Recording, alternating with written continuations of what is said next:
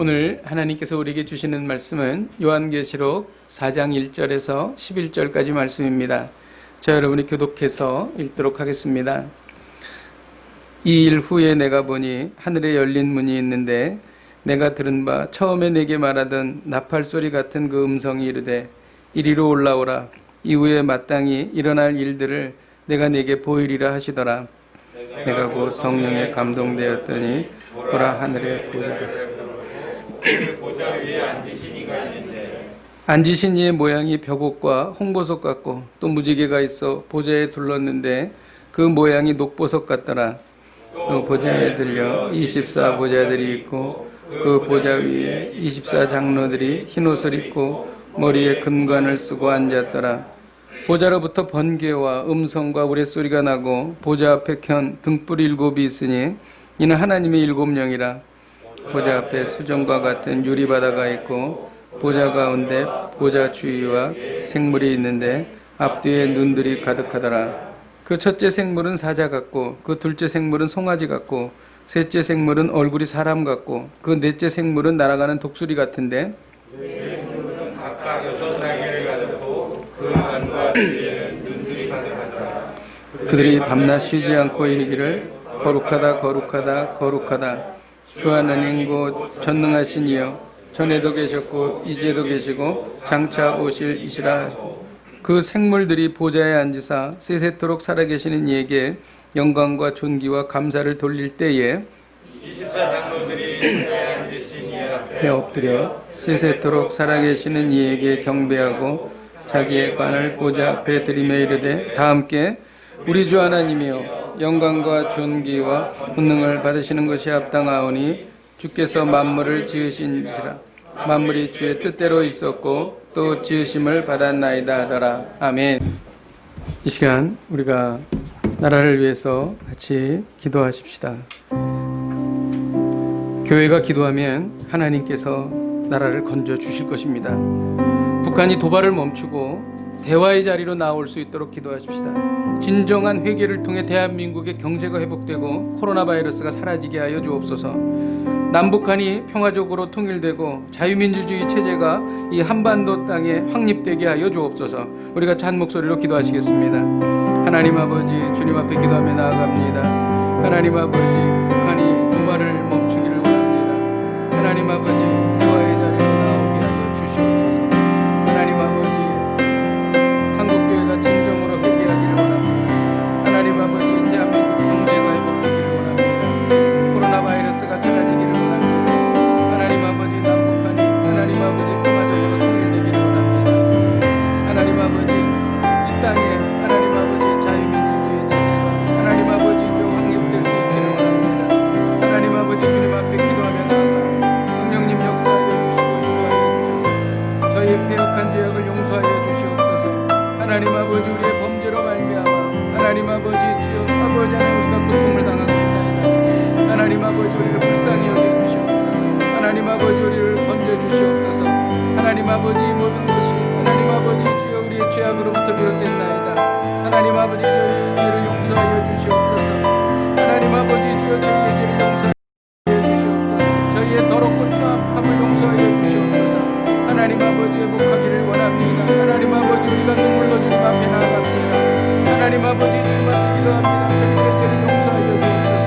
하나님 아버지, 주여 저희가 교만하였고 하나님 아버지 저희가 방자하였고 하나님 아버지 저희가 하나님을 아버지 하나님 외면하였나이다. 하나님 아버지, 저희 죄를 용서하여 주옵소서. 하나님 아버지, 한국교회가 돈을 너무 사랑했습니다. 저희들을 용서하여 주옵소서. 한국교회가 너무 음행했습니다. 하나님 아버지, 저희들을 용서하여 주시옵소서. 하나님, 저희가 하나님을 경외하지 못했나이다. 하나님 아버지, 저희가 만몬의 우상을 섬겼나이다. 하나님 아버지, 저희가 주님을 뜨겁게 사랑하지 못했나이다. 하나님 아버지, 저희들의 모든 죄를 용서하여 주시옵소서. 하나님 아버지, 돌이켜 주시고 하나님 아버지, 우리로 하여금 이 고통의 시간으로부터 벗어날 수 있도록 긍휼과 은혜를 베풀어 주시옵소서. 예수님의 이름으로 기도하였습니다. 아멘.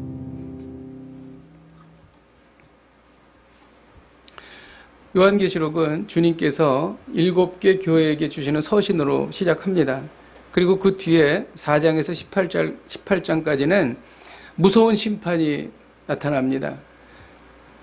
일곱 인을 뗄 때에 무서운 심판이 나타나고 또 일곱 나팔, 일곱 대접을 뗄 때에 정말 그 무서운 심판, 징벌이 나타나는 것이죠. 그런데 이 무서운 심판이 어디로부터 비롯되는가? 그것이 바로 오늘 4장에 우리가 나누는 하나님의 보좌와 어린 양입니다. 하나님의 보좌와 어린 양은 심판을 총지휘하는 핵심부인 동시에 발원지입니다. 초대교회 당시의 로마는 두 가지 정책을 썼어요. 회유와 핍박입니다. 처음에는 핍박을 했죠. 무섭게 핍박했습니다. 근데 이상하게도 핍박하면 할수록 교회는 성장하는 거예요. 교회가 흥왕합니다. 그래서 전략을 바꿨습니다.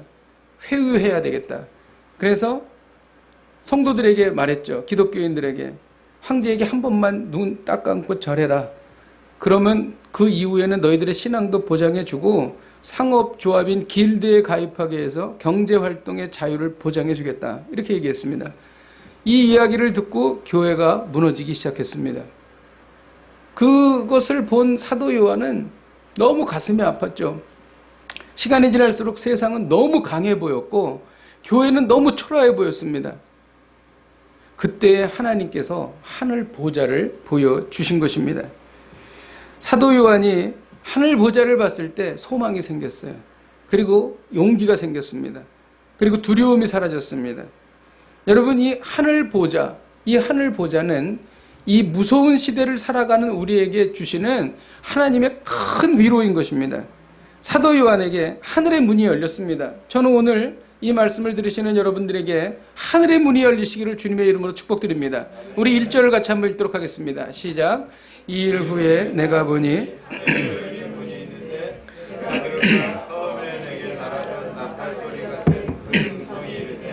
이리로 올라오라. 이후에 마땅히 일어날 일. 성경에 하늘의 문이 열린 사건이 나옵니다. 하늘의 문이 열리면 반드시 그 뒤에 따라오는 놀라운 일들이 일어났다는 것이죠. 예수님께서 세례를 받으시고 물에서 올라오실 때 하늘 문이 열렸습니다. 성령께서 비둘기같이 임하셨습니다. 하늘의 문이 열렸다는 것은 하나님의 임재가 임한다는 거예요. 성령께서 임하신다는 것입니다. 성령이 임하시면 능력이 생깁니다. 여러분, 이 세상을 우리의 힘으로 살아갈 수 있습니까? 이 종말과 심판의 무서운 때를 우리의 능력으로 살아갈 수 있습니까? 살아갈 수 없습니다. 그러나 성령께서 임하시면 성령의 능력으로 능히 감당하고도 남는다는 것입니다. 그래서 우리에게 하늘의 문이 열려야 되는 것입니다. 또 예수님께서 나다나엘에게 제자로 부르실 때에 하늘이 열린다 이렇게 말씀하셨습니다. 그러면서 뭐라고 말씀하셨냐면 천사가 사다리를 타고 하늘을 오르락내리락 한다 이렇게 말씀하셨어요. 이것은 무엇을 말하는가? 하나님과의 교통을 말하는 것입니다. 하늘의 문이 열리면 하나님과 교통하기 시작합니다. 그리고 하나님의 메시지를 받기 시작합니다. 여러분, 여러분의 인생에 있어서 무엇이 중요합니까? 고민과 갈등과 어떻게 해야 될지 모르는 그때에 하나님의 메시지가 임하는 것입니다. 그 메시지를 듣는 순간 우리에게 기쁨이 넘치는 거예요. 그리고 소망이 생기는 것입니다. 그리고 앞날이 보이기 시작하는 것입니다. 그리고 또 하나님께서는 말라기 선지자에게 하늘의 문을 열어주셨습니다. 우리 말라기 3장 10절을 같이 한번 읽겠습니다. 시작. 만군의 여호와가 이르노라. 나의 집에 양식이 있게 하고 그것으로 나를 시험하여 내가 하늘 문을 열고 너에게 복을 쌓을 것이 없도록 붙지 아니하나 보라. 하나님께서 이 말라기 선지자에게 하늘의 문이 열리면 복이 쏟아져 내리는데 너희가 그것을 쌓을 곳이 없도록 부어주신다고 이렇게 말씀하십니다. 하늘 문이 열리면 하나님의 복이 임하는 것입니다. 쌓을 곳이 없도록 부으신다는 것은 주고 또 주고 더 주고 싶어 하시는 하나님의 마음을 절절히 여기에서 표현하고 있는 것이죠. 하늘 문이 열리면 감당할 수 없는 하나님의 복이 임합니다. 여러분, 하늘 문이 열리시기를 주님의 이름으로 축복드립니다. 이 하늘 문은 어떤 문인가? 마치 건축물의 문과 같이 창공에 나 있는 물리적인 문이 아닙니다. 이 하늘 문이 열렸다는 것은 하나님의 임재를 말하는 것이죠. 내 마음의 문이 열리고 나의 영혼이 열리고 하나님과의 그 관계가 열리는 것을 말하는 것이죠. 예수님께서 세례를 받으실 때 하늘 문이 열리고 성령이 비둘기같이 임했다고 말씀드렸습니다. 여러분, 이 하늘 문은요, 우리가 생각할 때 저 멀리 있는 창공에 있는 하늘의 문, 정말 우리가 갈 수 없는 그 하늘을 말하는 것이 아닙니다. 하늘 문은요, 우리 현실에 늘 가까이서 우리의 일상, 우리의 현실과 늘 교차하는 것이 하늘문이라는 거예요. 바로 우리 앞에서 우리의 현실 속에서 하늘문이 열리는 것입니다. 이거 경험해 본 분이 계실 것입니다. 마음이 너무 답답하고 정말 방법이 없어가지고 너무 힘들고 고통스럽고 절망 속에 있었는데 어느 날 물불 끓고 기도하는데 상황은 전혀 변하는 것이 없어요. 그런데 순간 마음의 문이 열리는 거예요. 그리고 마음이 녹습니다. 그리고 걱정과 근심이 사라지는 것이죠. 이것이 바로 하늘문이 열린 것입니다. 그래서 하늘문은요, 아주 가까이 있는 현실인 것입니다. 크리스천이자 철학자인 달라스 윌라드가 있습니다. 달라스 윌라드. 그는 여러 가지 책을 지었는데 그 중에서 아주 걸작이 있습니다. 하나님의 모략. 그래서 이 하나님의 모략에 하늘에 대해서 얘기하는데 현실과 아주 가까이 있는 실체다 이렇게 말합니다. 그리고 예를 들면서 성경의 번역을 좀 이렇게 했으면 좋겠다라고 자기 의견을 얘기하는데 사도행전 11장에 보면은 베드로가 이방인과 유대인 사이에서 넘어갈 수 없는 벽 속에 있을 때였어요. 그때 율법에 기록된 먹지 못할 그런 동물들이 위에서부터 이렇게 내려오는 환상을 봅니다. 근데 성경에 뭐라고 번역을 하냐면은 하늘에서 먹지 못할 것들이 내려온다 이렇게 얘기한다는 것이죠. 그런데 이것을 이 달라스 윌라드는 이렇게 얘기하는 거예요. 그거를 하늘이라고 표현하면 사람들의 생각 가운데 그것은 너무 멀리 있는 것이라서 이것이 현실 속으로 다가오지 않기 때문에 이것은 공중에서 내려오거나 혹은 대기 중에서 내려오는 것으로 표현하는 것이 맞다 이렇게 설명을 하고 있는 것이죠. 왜냐하면 하나님은 저 멀리 계신 분이 아니라 늘 우리 가까이에 계시는 분이라는 것이죠. 그래서 신자에게는 하늘은 여기에 있으며 하나님께서는 바로 여기에 계시기 때문이라는 것이죠. 죄로 인해 막혔던 하나님과 인간 사이에 장벽을 제거해 주시는 그 상태, 그게 바로 하늘의 문이 열리는 상태인 것입니다. 하늘문은 사도 요한이 하늘을 볼 때 그때 문이 열린 게 아닙니다. 이것을 원어로 보게 되면은 분사 완료 수동태예요. 그러니까 하늘의 문이 열려져 있는 것입니다. 누가 이 문을 열어 놓으셨을까요? 우리 주 예수 그리스도이십니다. 주님께서 십자가에서 죽으실 때 성소의 휘장이 갈라지면서 위로부터 아래까지 찢어지면서 하늘의 문이 열린 것입니다. 그래서 우리 주변에 우리가 못 봐서 그렇지 늘 하늘의 문은 열려 있는 것입니다. 우리가 하나님께 나아갈 때에 우리의 마음을 열 때에 하늘 문은 열리고 그 문을 통해서 하나님께서 우리에게 온갖 신령한 것을 부어주신다는 것이죠. 세상을 살다 보면 사방이 꽉 막혀서 옴짝달싹 할 수 없을 때가 있습니다. 암담한 순간이죠. 앞도 막히고 뒤도 막히고 옆도 막히고 다 막혀 있습니다. 나아갈 수도 없고 후퇴할 수도 없습니다. 이때 사방이 막혀 있어도 하늘은 열려 있다는 것이죠. 이것이 바로 하나님께서 오늘 우리에게 주시는 말씀인 것입니다. 이때를 위해서 하나님께서 하늘 문을 열어 놓으신 것입니다. 그래서 사도 요한에게 하늘로 올라오라 이렇게 말씀하신 거예요. 그리고 요한에게 앞으로 될 일을 보여주신 것입니다. 여러분 궁금하지 않습니까? 주님, 대한민국은 어떻게 될까요? 주님, 코로나 바이러스는 어떻게 됩니까? 주님, 저의 인생은 어떻게 되죠? 주님, 나의 사랑하는 자녀는 어떻게 되죠? 우리의 가정은 어떻게 되죠? 궁금하지 않습니까? 이때에 우리가 하나님 앞에 나아갈 때 하나님께서 하늘의 문을 열어주시며 우리에게 그것을 보여주실 줄로 믿습니다. 사방이 막혀 있습니까? 여러분 절망에 빠져 있습니까? 사방이 막혀도 하늘을 바라보십시오. 하늘에는 열린 하늘문이 있는 거예요. 그 열린 하늘문은 실체이며 현실이며 지금 우리의 삶 속에서 그대로 일어나고 있는 그러한 사건이라는 것입니다. 하늘문이 열리면 하나님의 도움이 임하기 시작하는 것입니다. 하늘문이 열리면 내 능력으로 사는 것이 아니라 하나님의 능력으로 살기 시작한다는 것이죠. 여러분, 하나님이 계시는 하늘의 보좌는 어떤 모습일까요? 이것이 사도 요한이 본 겁니다. 1절에 보면 이 일 후에 내가 보니 하늘에 열린 문이 있었다 이렇게 말합니다. 이 일 후라는 것은 7개 교회에게 주님께서 서신을 말씀에 보내신 이후라는 것을 말하는 것이죠. 그리고 나서 하늘에서 음성이 났어요. 그리고 이리로 올라오라는 소리를 들었습니다. 그리고 사도 요한은 그 순간에 성령에 감동되었습니다. 하늘의 문이 열리는 것과 성령에 감동되는 것이 같이 일어납니다. 그리고 순간 하늘의 보좌를 보게 된 것이죠. 이것이 사도 요한이 무슨 유체 이탈을 해가지고 먼 어떤 3차원의 세계 이런 데를 갔다 그런 게 아닙니다. 바로 그 실체, 그 현장 거기에서 하늘을 경험한 것이죠. 말로 표현할 수 없을 만큼 두렵고 경이로운 광경이 펼쳐지기 시작했습니다. 하나님께서 보좌에 앉으셨어요. 하나님의 모습을 성경에서 기록하는데 이것은 요한계시록에만 나와 있는 것이 아니라 에스겔에도 나와 있고 다니엘에도 나와 있는데 하나님의 모습은 너무 흡사하게 비슷하게 이렇게 표현이 되고 있습니다. 하나님께서 보좌에 앉아 계셨는데 그 모양이 벽옥과 같다 이렇게 되어 있습니다. 이 벽옥은 푸른 빛을 말하는 것인데 하나님의 영원성을 의미하는 거예요. 그리고 홍보석과 같다 이렇게 말하고 있습니다. 그것은 루비예요. 루비인데 붉은색 루비잖아요. 그러니까 하나님의 뜨거운 우리를 향한 사랑을 하나님께서 표현하시는 거예요.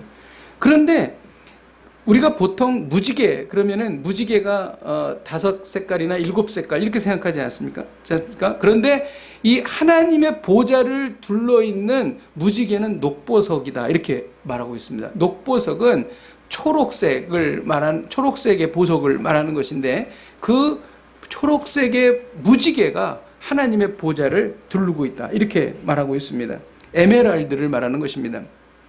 보좌에 24보좌가 있었습니다. 하나님의 보좌 주변에 24보좌가 있었고 24 주변에는 24명의 장로들이 앉아 있는 거예요. 하나님이 중앙에 계시고 그 옆에 24 장로들이 있는 것입니다. 이 24 장로는 무엇을 말하냐면은 12지파와 12사도를 말하는 것이죠. 이것에 대해서 성경은 말하고 있는데 요한계시록 21장에 보면은 12절에 크고 높은 성곽 12문이 있는데 그 12문에 12지파의 이름이 거기에 다 써 있다는 거예요. 그리고 천국에 있는 21장 요한계시록 21장 14절에 보면은 성곽 12기초석이 있는데 그 12기초석에 12사도의 이름이 거기에 있다 이렇게 말하고 있습니다. 24 장로들이 금면류관을 쓰고 보좌에 앉아 있다는 것이죠. 그것은 왕적 제사장의 지위를 가지고 하나님의 통치에 참여하는 것을 말하는 것입니다. 천국에 가면 늘 찬송만 하고 그러면 예배만 드리고 지루하지 않을까 그렇게 생각하지 마십시오. 여러분 우리에게는 온 우주를 통치할 수 있는 하나님의 통치에 우리가 같이 참여하게 되는 것이죠. 거기에는 늘 새로운 일과 정말 그 역동적인 일들이 우리를 기다리고 있고 정말 우리가 상상할 수 없는 기쁨과 정말 은혜가 넘치는 그러한 시간이 펼쳐진다는 것이죠. 그것이 바로 24 장로들이 금면류관을 쓰고 있다는 것이죠. 그리고 그들은 흰 옷을 입고 있었습니다. 그것은 예수 그리스도의 보혈로 말미암아 정결케 된 옷을 말하고 있는 것입니다. 그리고 하나님의 보좌가 있었고 그 보좌 앞에 7 영이 있었습니다. 7 영은 성령님을 말하는 것입니다.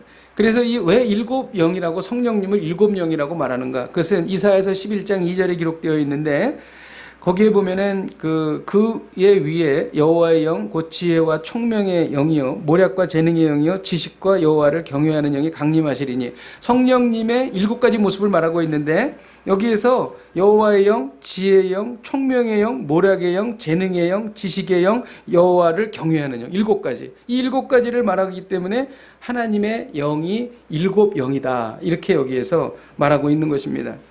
주님께서는 성령님의 역할을 요한복음 16장 13절에 말씀하셨습니다. 우리 같이 한번 읽겠습니다. 시작. 그러나 진리의 성령이 오시면 그가 너희를 모든 진리 가운데로 인도하시리니 그가 스스로 말하지 않고 오직 들은 것을 말하며 장래일을 너희에게 알리시리라. 여러분 우리가 성령 충만하면 미래의 일을 알 수 있게 됩니다. 물론 그것을 다 가르쳐 주시지 않을지라도 하나님께서 우리에게 미래를 보여주시죠. 장래일을 보여주시죠. 언제 그것이 가능한가? 우리가 성령 충만할 때 알 수 있다는 것이죠. 이것이 바로 하나님께서 우리의 길을 보여주실 때도 성령의 충만함으로 우리가 성령의 충만함을 받을 때 우리의 앞길이 보이고 또 장래일을 볼 수 있는 그러한 것들을 우리에게 허락해 주신다는 것입니다. 그리고 누가 이런 퀴즈를 냅니다. 우리 주일학교에서 천국에는 뭐가 없을까요? 그럴 때 바다가 없습니다. 뭐 이제 무슨 그런 얘기를 하는데 이 하나님의 보좌 앞에 유리 바다가 있다고 오늘 여기 말합니다. 그럼 유리로 만들어진 바다가 어떻게 생기는 걸까? 참 이상하지 않습니까? 그런데 이것을 원어로 보면 유리 바다가 아니라 유리와 같은 바다입니다. 그리고 수정과 같은 바다예요. 그래가지고 그 바다가 너무 맑고 깨끗하기 때문에 유리와 같은 바다다 이렇게 말하고 있는 거예요. 그것은 천국은 흠없고 맑고 순결하고 고결한 것을 말하는 것이죠. 그리고 하나님 앞에 유리바다가 있다는 것은 인간과 하나님 사이의 절대적인 거리를 여기에서 말하고 있는 것이죠.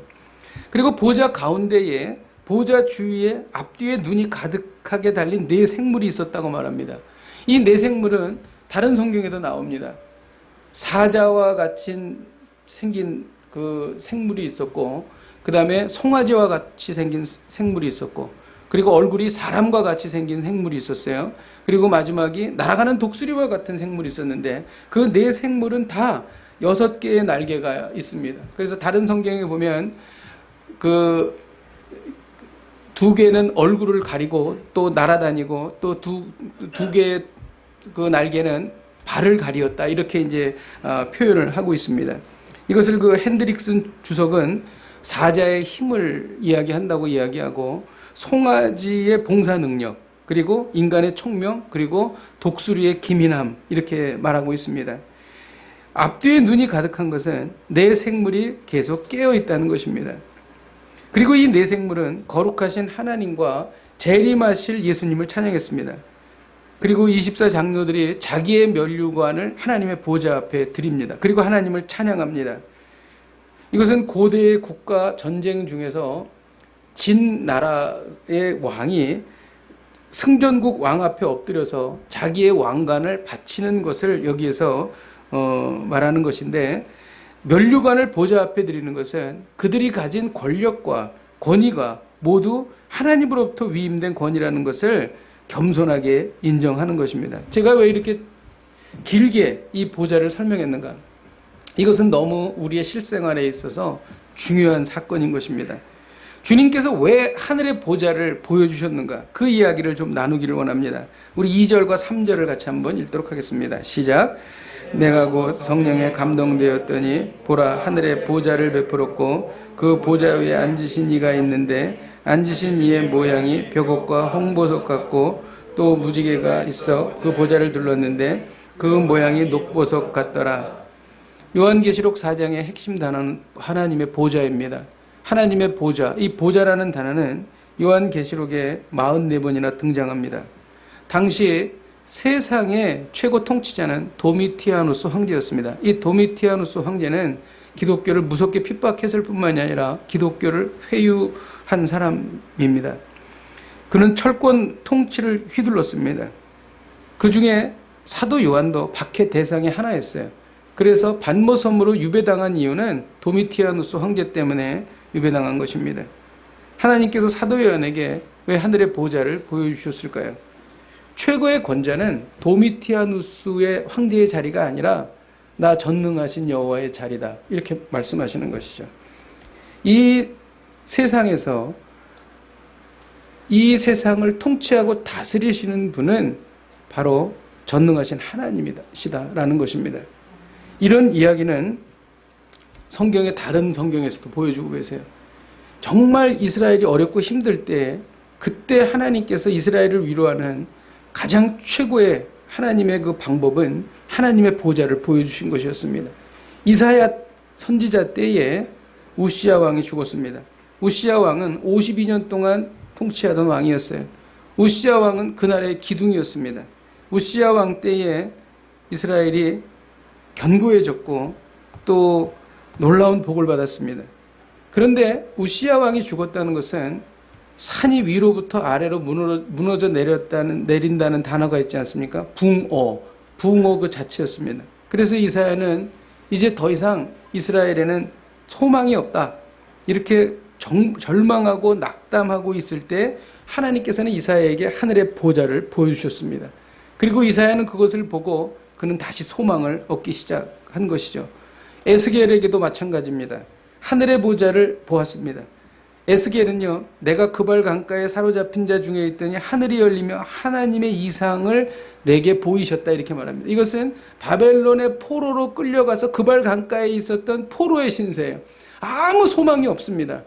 미래가 없습니다. 절망에 빠져 있을 때에 에스겔에게 하나님의 보좌를 보여주셨습니다. 이스라엘이 바벨론의 포로로 끌려가서 아무런 소망이 없을 때에 바벨론이 세상을 통치하는 것이 아니라 전능하신 하나님께서 통치하신다라고 하시는 하나님의 보좌를 보여주신 것입니다. 세상이 변하고 왕이 죽어도 우주 만물을 다스리는 분은 바로 하나님이시라는 것이죠. 악이 아무리 광포하게 날뛰어도 하나님의 백성이 아무리 혹독한 고난을 당해도 그분의 백성의 유익을 위해 세상을 주관하고 계시다는 것입니다. 눈물로 얼룩진 환난과 핍박 중에서도 하나님의 백성은 반드시 승리할 것이며 너희들이 당하는 고난은 결코 헛되지 않을 것이다, 이렇게 말씀하시는 거예요. 오늘의 메시지가 무엇입니까? 세상이 아무리 약해도 하나님이 통치하시니 두려워 말라는 것입니다. 여러분, 이 말씀을 붙드시기를 주님의 이름으로 축복드립니다. 엘리사가 신적 계시로 아람 군대의 일거수일투족을 다 이스라엘 왕에게 알려주었습니다. 이때 아람 왕이 화가 나서 이 엘리사를 죽이려고 군대를 보냈습니다. 그래서 엘리사의 사환이 일어나 보니까 아람의 군대가 말과 병거가 성읍을 에워싸고 있었어요. 질린 겁니다. 이제 우리는 죽었다. 파랗게 질려서 엘리사에게 가서 말했습니다. 내 주여, 우리가 어찌하리이까? 그런데 엘리사는 뜻밖의 말을 하는 것입니다.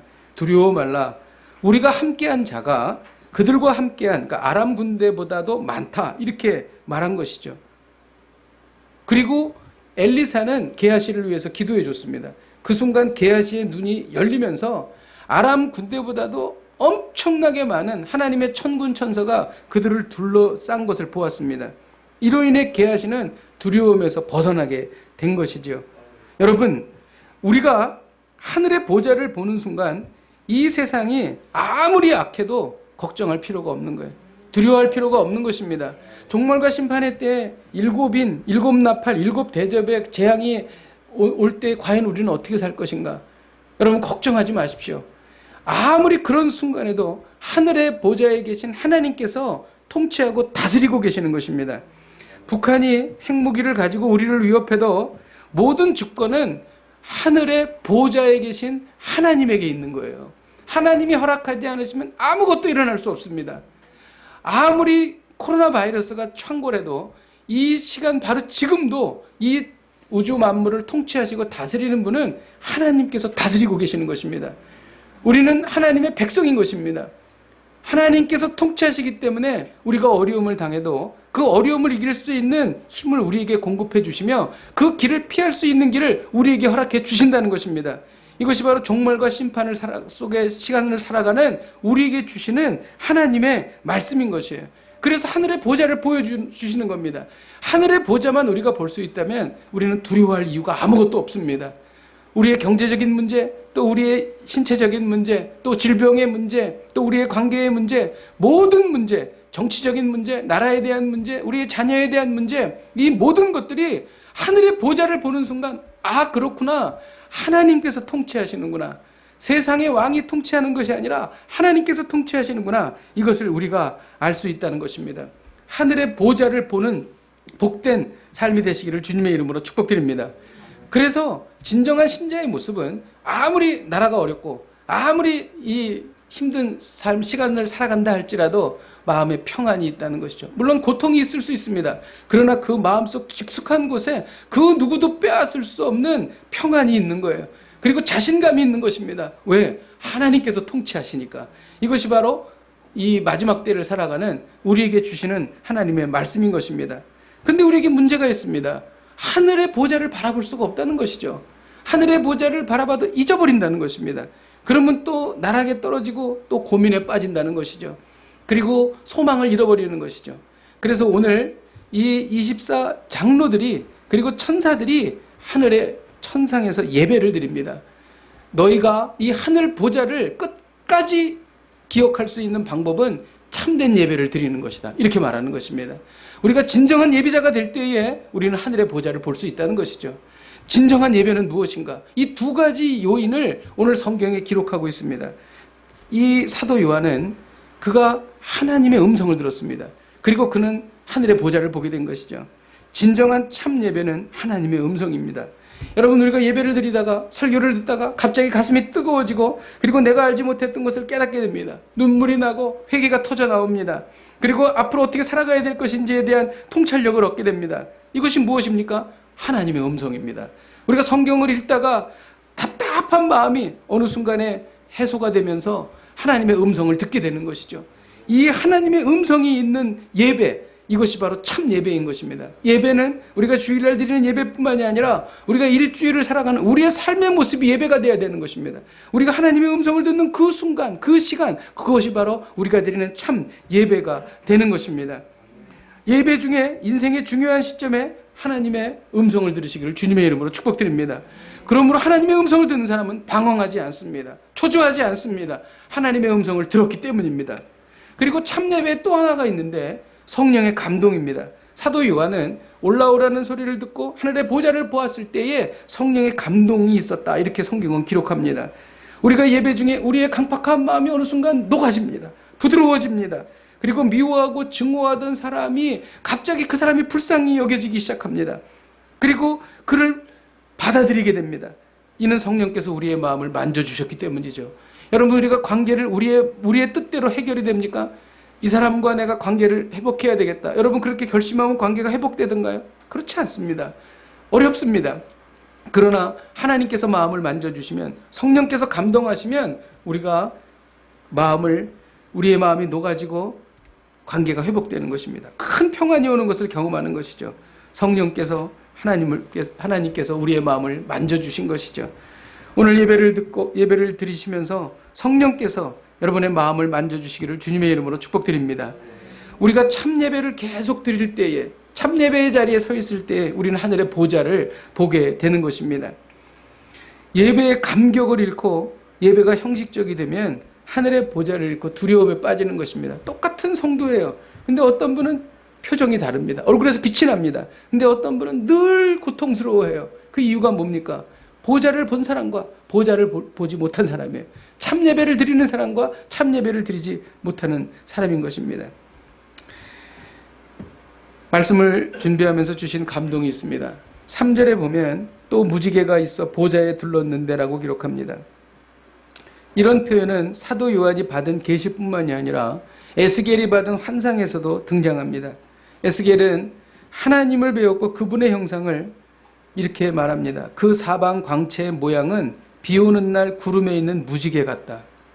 하나님의 보좌는 지금 오늘 이 본문에서 말씀하시는 하나님의 보좌는 무서운 심판이 시작되고 그 심판이 발언되는 발언지예요. 두려운 곳입니다. 그런데 그 두려운 곳에 무지개가 둘러있다. 이게 무슨 뜻일까요? 무지개 하면 노아의 언약을 떠오르게 됩니다. 무지개는 하나님께서 다시는 물로 세상을 심판하지 않으시겠다라는 약속입니다. 변치 않는 약속이죠. 지금도 비 오는 날에 무지개를 우리가 볼 수 있습니다. 이것은 하나님의 약속이에요. 내가 너를 더 이상 물로 심판하지 않겠다. 근데 그 심판의 그 근원 주위를 에메랄드빛 무지개가 둘러있다는 것입니다. 앞으로 전개될 무시무시한 그 재앙, 7 나팔의 재앙, 7 인의 재앙, 7 대접 재앙의 중심에는 무지개가 아름답게 빛을 발하고 있다는 것입니다. 이런 모습에서 우리는 무엇을 느낄 수 있을까요? 하나님께서 무서운 심판 한가운데서도 긍휼과 자비를 잃지 않으신다는 것입니다. 이렇게 표현할 수 있어요. 하나님의 사랑과 자비와 긍휼은 심판보다 더 크다. 징계보다 더 크다. 그리고 하나님의 심판은 징벌을 위한 것이 아니라 너희들이 돌아오게 하기 위함이다. 이처럼 이미 지은 죄로 죽어 마땅한 최후의 순간조차에서도 하나님의 무지개는 떠 있는 것입니다. 여러분, 이것이 바로 하나님의 마음입니다. 요즘 하나님과의 관계가 멀어지셨습니까? 요즘 하나님의 징계 가운데 계십니까? 여러분, 코로나 바이러스가 하나님께서 우리를 심판하는 것이라고 여러분 생각하십니까? 요즘에 고난이 꼬리에 꼬리를 물고 계속되십니까? 이런 힘든 시간을 허락하시면서도 하나님께서는 에메랄드빛 무지개를 우리에게 보여주십니다. 내가 징계를 받는 중에라도 회개하고 돌아오면 다시 너를 받아줄 것이다. 그리고 너를 위하여 준비된 복을 내가 너에게 부어줄 것이다. 우리가 징계 중에 고난 중에 하나님의 무지개를 발견하면 큰 위로와 소망이 될 것입니다. 아이는 회초리로 때리는 어머니의 다리를 붙잡아요. 왜 그런 줄 아세요? 때리는데 왜 붙잡을까요? 어머니의 사랑을 알기 때문이에요. 여러분, 마찬가지입니다. 우리가 징계 중에 하나님의 무지개를 바라보면, 고난 중에 하나님의 무지개를 바라보면 하나님의 자비와 긍휼을 깨닫는 것입니다. 그 순간 우리는 하나님께 가까이 갈 수가 있는 거예요. 지금 마음의 문을 열고 통회하십시오. 그리고 그 순간 우리는 하나님의 징계와 고난이 변해서 하나님의 에메랄드빛 무지개가 되는 것을 경험하실 것입니다. 이 말씀이 또 무지개가 있어 보좌에 둘렀다는 말씀의 깊은 의미인 것입니다. 여러분, 대한민국이 어려움을 겪고 있습니다. 한국교회는 하나님의 무지개를 바라봐야 합니다. 퇴보하는 한국교회는 하나님의 무지개를 바라봐야 합니다. 우리가 코로나 바이러스로부터 힘들고 어려우면서도 우리는 하나님의 무지개를 바라봐야 합니다. 그 안에 하나님의 깊은 사랑이 있는 것입니다. 오늘 하나님은 우리에게 말씀하십니다. 세상이 아무리 악해도 하나님이 통치하시니 두려워 말라. 세상이 아무리 악해도 하나님이 통치하시니 두려워 말라. 여러분, 이분이 바로 참 좋으신 우리의 아버지이십니다. 이를 위하여 참 예배자가 되십시다. 하나님께서는 우리에게 하나님의 음성을 들려주십니다. 그리고 하나님께서는 우리에게 성령님을 보내주십니다. 이 말씀 붙잡고 한 주를 힘차게 살아가시기를 주님의 이름으로 축복드립니다. 우리 함께 찬양하고 기도하겠습니다. 우리 보좌 앞에 모였네. 우리 같이 찬양하십니다. 하나님의 보좌를 바라보십시다.